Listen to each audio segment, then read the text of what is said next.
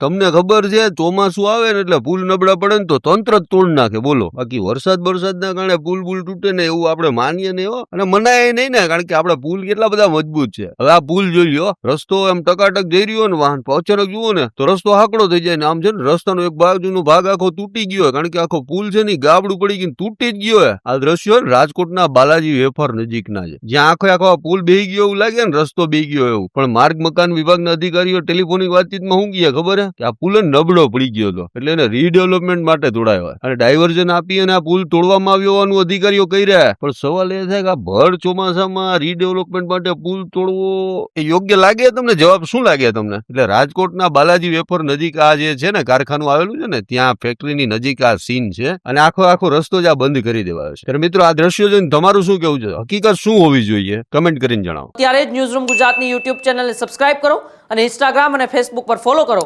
Update રહો, સત્યની સાથે રહો.